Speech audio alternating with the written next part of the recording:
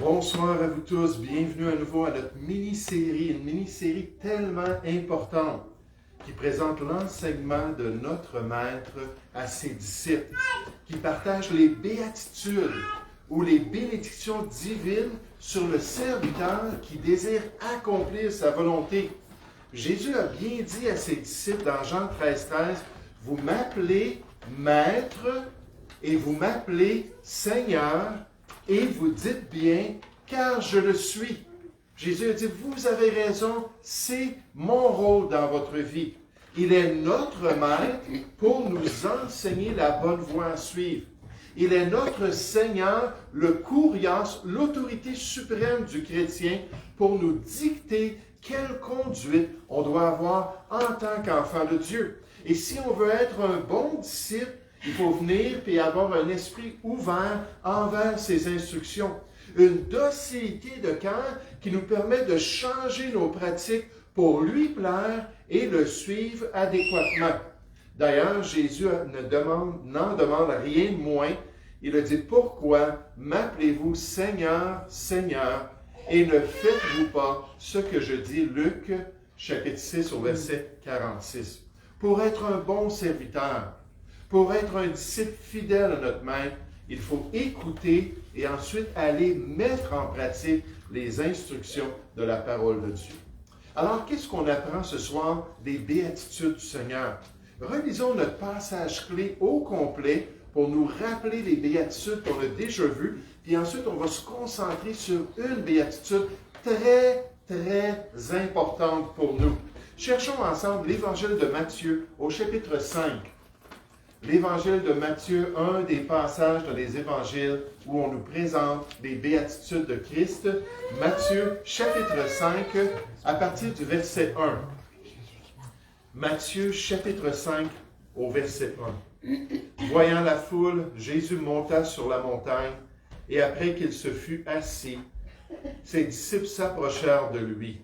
Puis, ayant ouvert la bouche, il les enseigna et dit, « Heureux les pauvres en esprit, car le royaume des cieux est à eux. Heureux les affligés, car ils seront consolés. Heureux les débonnaires, car ils hériteront la terre. Heureux ceux qui ont faim et soif de la justice, car ils seront rassasiés. Heureux les miséricordieux, car ils obtiendront miséricorde. Heureux ceux qui ont le cœur pur, car ils verront Dieu. Heureux ceux qui procurent la paix, car ils seront appelés fils de Dieu. Heureux ceux qui sont persécutés pour la justice, car le royaume des cieux est à eux. Heureux serez-vous, bénis serez-vous, lorsqu'on vous outragera, qu'on vous persécutera, qu'on dira faussement de vous toutes sortes de mal à cause de moi. Réjouissez-vous et soyez dans l'allégresse, parce que votre récompense sera grande dans les cieux, car c'est ainsi qu'on a persécuté les prophètes qui ont été avant vous. Vous êtes le sel de la terre. Là, Jésus continue jusqu'à la fin du chapitre 7 dans ce grand sermon sur la montagne. Ce soir, nous sommes rendus à la béatitude qui se trouve au verset 7, dans notre analyse de l'enseignement de Christ pour ses disciples. Et au verset 7, on nous dit, « Heureux les miséricordieux, car ils obtiendront miséricorde. » Heureux les miséricordieux ou heureux ceux qui sont compatissants. Heureux ceux qui pardonnent ceux qui leur ont fait des torts quelconques. Heureux ceux qui vont aider les personnes qui sont venues auprès d'eux comme les moins dignes d'une telle aide, mais qui les considèrent toutefois. Heureux ceux qui vont offrir un amour inconditionnel à autrui. Heureux ceux qui vont même aimer leurs ennemis. Et dans cette béatitude, on apprend que pour le disciple, il peut obtenir miséricorde lui-même lorsqu'il est prêt à adapter sa conduite à la volonté de Dieu. S'il est prêt à offrir la miséricorde aux autres, s'il est prêt à bénir les autres qui sont autour d'eux, à ce moment-là, ils peuvent hériter eux-mêmes de la bénédiction. Heureux les miséricordieux, car ils obtiendront miséricorde. C'est pourquoi ils sont heureux ou bénis, puisqu'ils peuvent expérimenter la miséricorde dans leur propre vie et dans leur marche avec Dieu. Ce soir, j'aimerais qu'on puisse regarder ce grand sujet de la miséricorde. Pour comprendre cet aspect conditionnel, on va revenir à ça un peu plus tard en regardant l'aspect conditionnel pour le serviteur de Dieu, l'enfant de Dieu. Mais juste avant, j'aimerais qu'on puisse comprendre, c'est quoi la miséricorde? Qu'est-ce que c'est que la miséricorde dans notre expérience avec Dieu? La première chose que j'aimerais qu'on puisse comprendre, c'est que dans notre salut, c'est grâce à la miséricorde de Dieu que nous sommes sauvés. Dieu a été miséricordieux lorsqu'il a pardonné nos péchés.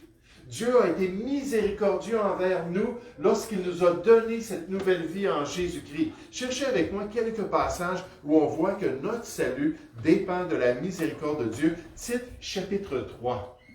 Juste pour bien mettre ça au clair, ce fondement-là de la vie chrétienne sur lequel on peut bâtir par nos œuvres pour plaire à Dieu est basé sur la miséricorde qu'on a reçue de Dieu.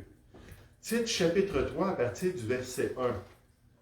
Si je vois que j'ai trop d'informations, je veux vraiment bien couvrir le sujet ce soir, à ce moment-là, je vais couper ça en deux, puis on continuera la semaine prochaine. J'aime moins ça, faire ça, mais je vois le temps, puis c'est déjà assez avancé. Mais Tite chapitre 3 au verset 1, ça dit « Rappelle-leur, les chrétiens, d'être soumis aux magistrats et aux autorités, d'obéir, d'être prêts à toute bonne œuvre, de ne médire de personne, d'être pacifique, modéré, plein de douceur envers tous les hommes. » Comme c'est merveilleux. Car nous aussi, nous étions autrefois insensés. On regarde les gens qui ne sont pas sauvés autour de nous. On se rappelle, mais moi aussi, je n'étais pas sauvé dans le passé. J'ai accepté le Seigneur à l'âge de 21 ans, puis les 21 premières années de ma vie, j'ai été un insensé. On nous dit les désobéissants, les égarés, les asservis à toute espèce de convoitise et de volupté, vivant dans la méchanceté et dans l'envie, dignes d'être haïs. Oh, comme on entend continuellement les gens dire « Tu es digne de ta promotion. Tu es digne de gagner à la loterie. Tu es digne de vivre une longue vie. Tu es digne d'être heureux puis d'avoir de la santé sur la terre. » Puis tout le temps, on est en train d'entendre les gens dire « On est digne, on est digne. » Dieu nous dit « On est digne de quoi ici? » Il dit « Digne d'être haï parce qu'on a fait des choses haïssables. » N'est-ce pas? On a fait des choses mauvaises. Et nous haïssons les uns les autres. Mais, j'aime ces conjonctions-là. Mais, lorsque la bonté de Dieu, notre Sauveur, et son amour pour les hommes a été manifesté, il nous a sauvés. Non à cause des œuvres de justice que nous aurions faites, non, on était mesquins, on était méchants, on était égarés, on était tortueux. Il dit non à cause de nos œuvres, mais il nous a sauvés selon sa miséricorde. Selon sa miséricorde, par le bain de la régénération et le renouvellement du Saint-Esprit. Il l'a répandu sur nous avec abondance par Jésus-Christ notre Sauveur. Dieu a été compatissant envers nous. Dieu a eu un amour inconditionnel envers nous. Il a prouvé son amour que lorsqu'on était encore des pécheurs, Christ est mort pour nous. Romains 5 au verset 8 nous dit. Puis il a abondamment répandu sur nous par notre salut, afin que justifiés par sa grâce, par ce don immérité de Dieu, nous devenions héritiers dans l'espérance de la vie éternelle. Cette parole est certaine et je veux que tu affirmes ces choses et parle à un pasteur ici, afin que ceux qui ont cru en Dieu, ceux qui ont reçu la miséricorde, ceux qui ont été sauvés, s'appliquent à pratiquer de bonnes œuvres. Voilà ce qui est bon et utile aux hommes. Des bonnes œuvres envers autrui, envers les hommes, non pour être sauvés, mais à cause qu'on a été sauvés. À cause qu'on a goûté à la bonté et à la miséricorde de Dieu. Et là, on peut se tourner vers les gens et être bon envers eux. Cherchez rapidement Éphésiens chapitre 2. Éphésiens chapitre 2, un autre passage qui présente ce contraste-là avec notre salut et nécessairement ensuite notre réaction. Comment est-ce qu'on va se conduire? Comment est-ce qu'on va vivre ici-bas après avoir obtenu une si grande miséricorde lors de notre salut? Éphésiens chapitre 2, verset 1. Vous étiez morts par vos offenses et par vos péchés, dans lesquels vous marchiez autrefois, selon le train, la direction de ce monde, selon le prince de la puissance de l'air, de l'esprit qui agit maintenant dans les fils de la rébellion. Nous tous aussi. Nous étions de leur nombre, comme les gens autour de nous, comme les non-sauvés. Nous vivions autrefois selon les convoitises de notre chair, accomplissant les volontés de la chair et de nos pensées. Et nous étions par nature des enfants de colère, ceux qui méritent la colère de Dieu. Ceux qui méritent le jugement alors que ces gens-là sont dans leur vie en accomplissant toutes ces transgressions-là, toutes ces offenses-là, tous ces péchés. La Bible nous dit dans Romains 2 au verset 6, je pense. Et ça dit qu'il s'accumule un trésor de colère pour le jour de la colère. Ils sont en train de s'accumuler un jugement, ça s'accumule dans des livres, c'est tout pris en ordre pour être présenté un jour devant le grand trône blanc. Et ça dit, vous étiez aussi des enfants de colère comme les autres, mais, quelle belle conjonction encore, quel contraste, Dieu qui est riche en miséricorde, à cause du grand amour dont il nous a aimés, nous qui étions morts par nos offenses, nous a rendus vivants avec Christ. C'est par grâce, c'est un cadeau de Dieu que vous êtes sauvés. Il nous a ressuscités ensemble, il nous a fait asseoir ensemble dans les lieux célestes en Jésus-Christ, dans le corps de Christ, afin de montrer dans les siècles à venir l'infinie richesse de sa grâce par sa bonté envers nous en Jésus-Christ, car c'est par la grâce que vous êtes sauvés, par le moyen de la foi. La foi, mon pasteur disait, c'est la main du cœur qui vient saisir la promesse du salut. Il dit, oui, j'ai besoin de toi, Jésus. Oui, j'ai besoin de cette nouvelle vie-là, de ce pardon-là. Il dit, c'est au moyen de la foi. Cela ne vient pas de vous, c'est le don de Dieu. Ce n'est point par les œuvres, pas du tout, afin que personne ne se glorifie. Mais remarquez, une fois sauvé, on a dit, car nous sommes son ouvrage, ayant été créés en Jésus-Christ pour de bonnes œuvres. Cette nouvelle vie-là qui nous amène à servir Dieu, qui nous amène à nous aimer les uns les autres, que Dieu a préparé d'avance afin que nous les pratiquions. Dans 1 Pierre 1,3, on nous dit que Dieu, selon sa grande miséricorde, nous a régénérés, nous a sauvés, nous a fait naître de nouveau en Jésus, naître d'en haut par le salut en Jésus-Christ, par une espérance vivante, par la résurrection de Jésus-Christ d'entre les morts. Nous sommes sauvés par la grâce et la miséricorde de Dieu. Nous sommes régénérés à cause qu'il a enlevé par Jésus-Christ le salaire que méritaient tous nos péchés et toutes nos offenses contre sa volonté. Il nous permet maintenant de pouvoir célébrer sa miséricorde et son pardon merveilleux grâce à l'œuvre de Jésus-Christ. Et c'est pourquoi Paul dit aux chrétiens, parmi les gentils, alors qu'il faisait dans Romains un contraste entre les Juifs et les nations païennes et ceux qui ont reçu le pardon de Dieu, il dit, tandis que les païens, les gentils, les nations non-juives glorifient Dieu à cause de sa miséricorde, à cause de son salut qu'ils ont reçu par la grâce de Dieu. Donc, quand on parle de la miséricorde, pour le chrétien, c'est tellement précieux. Dieu voyait toute notre condamnation, toutes nos offenses. On en avait une montagne. Moi, j'avais juste 21 ans, j'aimerais vous dire, j'avais tellement fait le mal. Il a vu tout ça, il a dit, tiens, il dit, je vais mettre ça sur Jésus et j'enlève ta condamnation. Il n'y a maintenant aucune condamnation pour ceux qui sont en Jésus-Christ. Puis il m'a délivré de ce que je méritais, puis il m'a donné ce que je ne méritais pas par cette grâce merveilleuse. Et vous savez, une fois sauvé, il y a encore des offenses dans la vie du chrétien.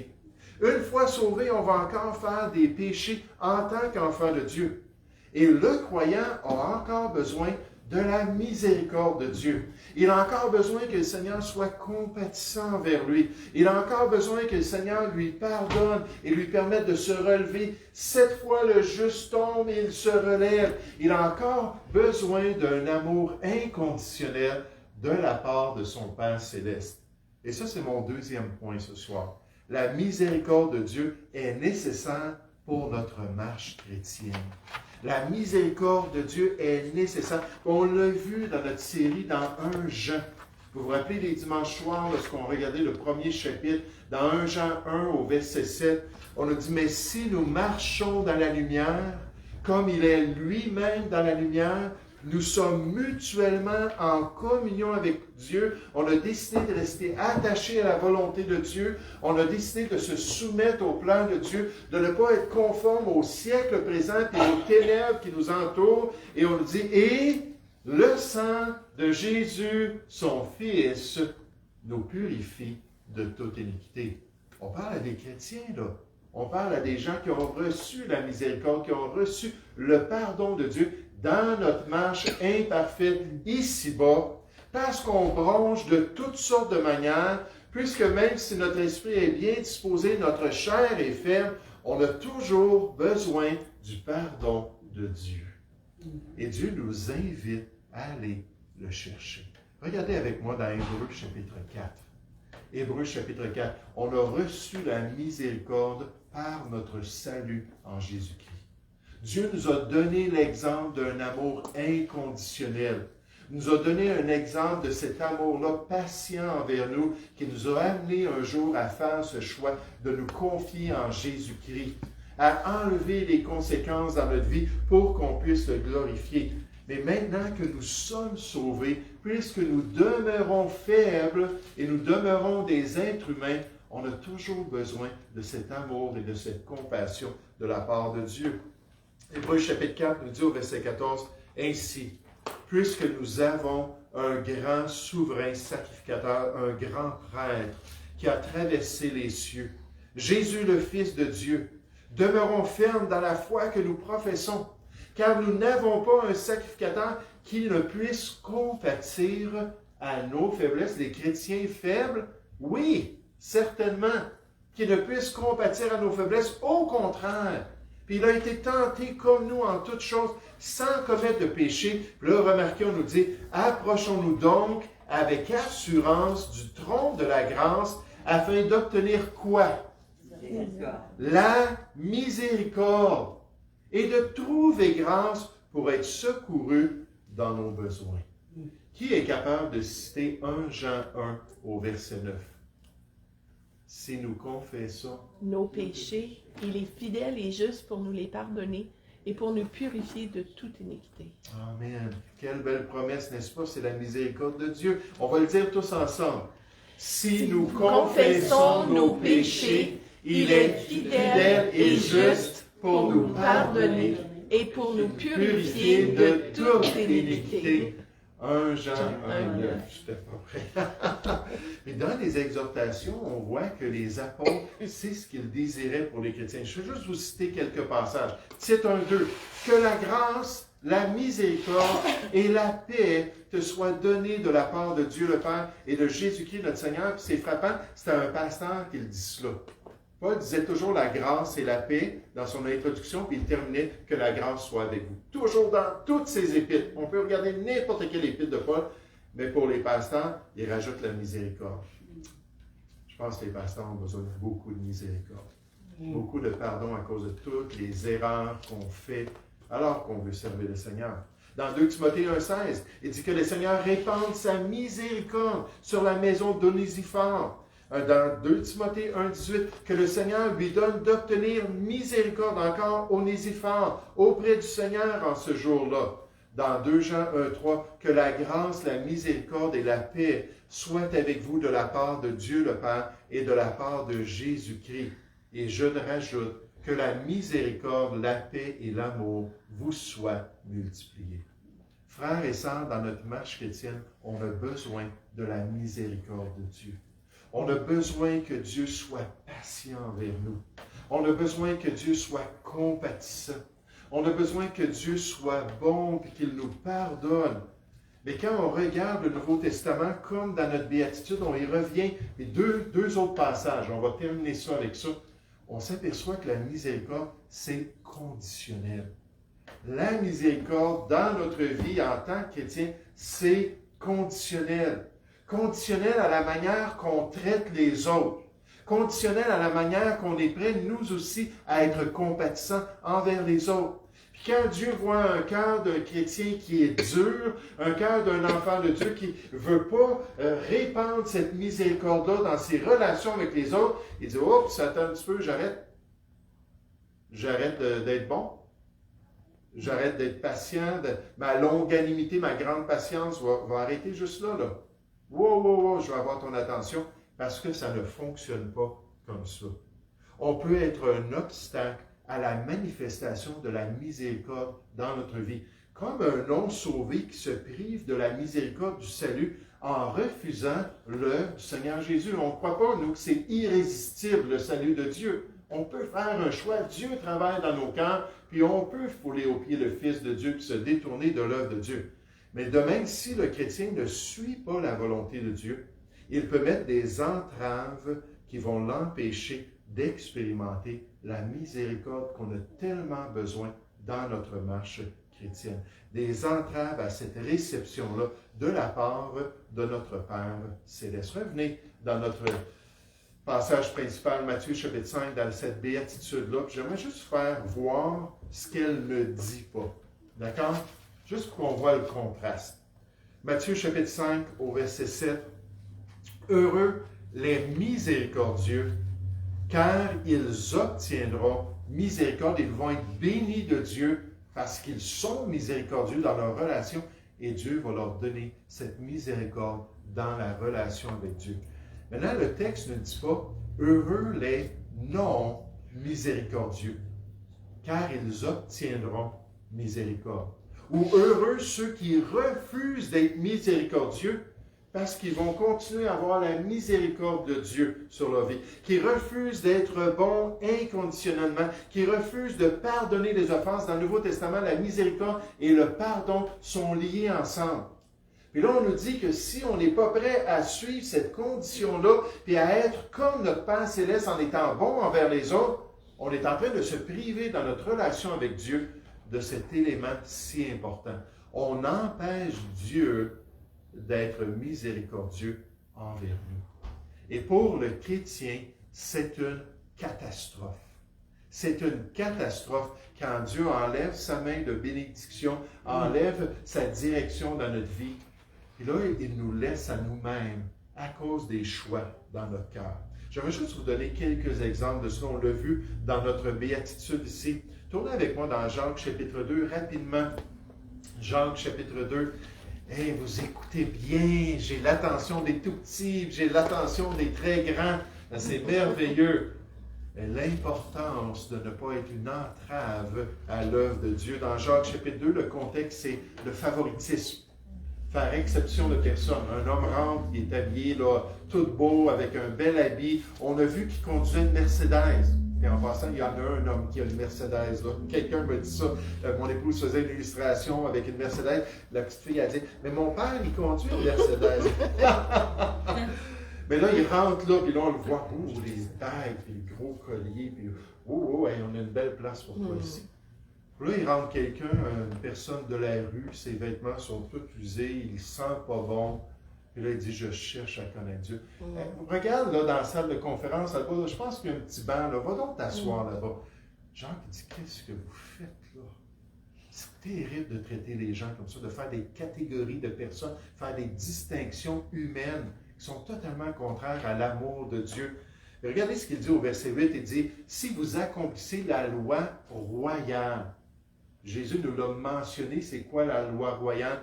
Tout ce que vous voulez que les hommes fassent pour vous, faites-le de même pour eux. Ça, c'est l'esprit même de la loi de Dieu. Si vous accomplissez la loi royale selon l'Écriture, tu aimeras ton prochain comme toi-même, vous faites bien. Mais si vous faites du favoritisme, vous commettez un péché, vous êtes condamné par la loi comme transgressant, car quiconque observe toute la loi mais pêche contre un seul commandement, la loi de Dieu, c'est un ensemble, puis il ne faut pas du tout violer aucun de ces éléments. C'est pour ça qu'on ne peut pas être sauvé par la loi, ça prendrait 100%. Il ne faudrait jamais avoir désobéi, jamais avoir fait quoi que ce soit de mal. C'est comme une lampe, puis à l'époque, il y avait des maillons. On ne voit plus ça aujourd'hui, hein, sur des grosses lampes. Là. Il faut juste couper un maillon, puis qu'est-ce qui arrive? Tout tombe à terre, c'est ruiné.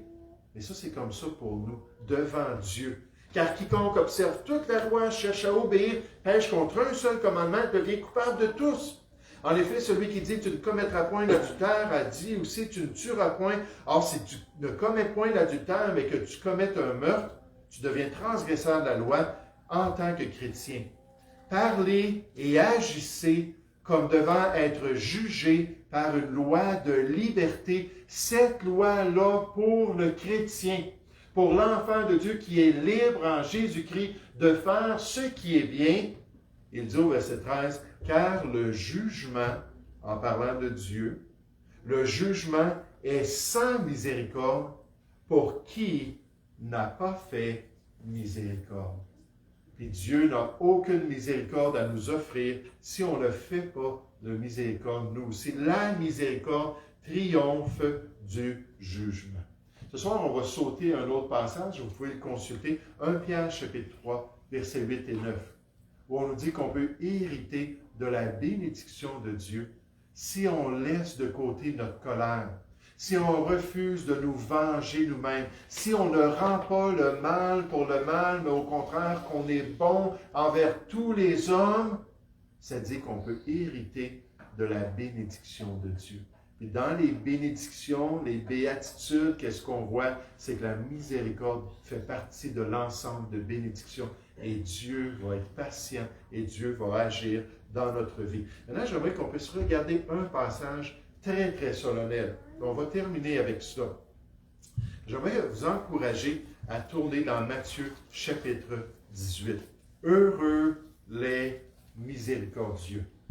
Heureux les miséricordieux, car ils obtiendront miséricorde. Là, j'ai sauté d'autres références, j'ai sauté d'autres passages, parce que je vois que le temps est avancé, où on nous dit de pratiquer le bien envers tous les hommes. Galates 6:10, on nous dit, soyez miséricordieux, comme votre Père céleste est miséricordieux. Luc 6 au verset 36, pour ne pas avoir de blocage dans notre vie, mais ce passage-là vient couronner le tout. Matthieu chapitre 18 au verset 21. Alors Pierre s'approcha de lui et dit, « Seigneur, combien de fois pardonnerai-je à mon frère lorsqu'il péchera contre moi? Serait-ce jusqu'à 7 fois? » Jésus vient d'enseigner sur le pardon. Il dit, si quelqu'un t'offense puis te demande pardon, tu lui pardonnes. S'il vient t'offenser puis te demande pardon, tu lui pardonnes encore. Il dit, combien de fois? 7 fois. Jésus lui dit, je ne te dis pas jusqu'à 7 fois, mais jusqu'à 70 fois, 7 fois dans les écrits des rabbins, c'était l'expression pour dire à l'infini. Tu pardonnes, tu pardonnes, tu pardonnes. C'est pourquoi, je vous illustre ça, Jésus dit, le royaume des cieux est semblable à un roi qui voulut faire rendre compte à ses serviteurs. Quand il se mit à compter, on lui amena un qui devait 10 000 talents. Je ne me souviens pas des chiffres, c'est des millions de dollars. Incroyable voleur. Comme il n'avait pas de quoi payer, son maître ordonna qu'il soit vendu, lui, sa femme, ses enfants, et tout ce qu'il avait, et que la dette soit acquittée. Le serviteur se jeta à terre, se prosterna devant lui et dit, « Seigneur, aie patience envers moi, je te paierai tout. » Ému de compassion, le maître de ce serviteur le laissa aller et lui remit sa dette. Puis le pardon, le mot grec pardon, c'est-à-dire remettre la dette. Donc, lui a pardonné cette offense terrible. Et c'est une image de notre salut. C'est une image du grand pardon que Dieu nous a donné. Ému de compassion. Verset 28. Après qu'il fut sorti, ce serviteur rencontra un de ses compagnons qui lui devait 100 deniers, quelques dollars. Il le saisit et l'étranglait en disant « Paie ce que tu me dois ». Son compagnon se jeta en terre, le suppliait en disant « Aie patience envers moi, je te paierai. C'est possible, là, dans ma prochaine paye, je vais prendre une partie puis je vais te payer. » Mais l'autre ne voulut pas. Il alla le jeter en prison jusqu'à ce qu'il ait payé ce qu'il devait. Ses compagnons, ayant vu ce qui était arrivé, furent profondément attristés. Ils ont dit « Wow, quelle Quel dommage! Ils allèrent raconter à leur maître tout ce qui s'était passé. Alors le maître fit appeler ce serviteur et lui dit, « Méchant serviteur, je t'avais pardonné en entier ta dette, parce que tu m'en avais supplié. Ne devais-tu pas aussi avoir pitié de ton compagnon? » Et la compassion pratique, ça inclut cette idée-là de la pitié envers les autres, d'être prêt là, à aider malgré les circonstances.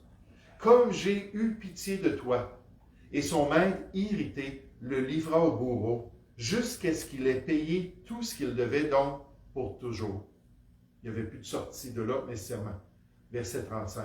Jésus a répondu à un de ses disciples, à Pierre, « C'est ainsi que mon Père céleste vous traitera, si chacun de vous ne pardonne à son frère de tout son cœur. » Wow!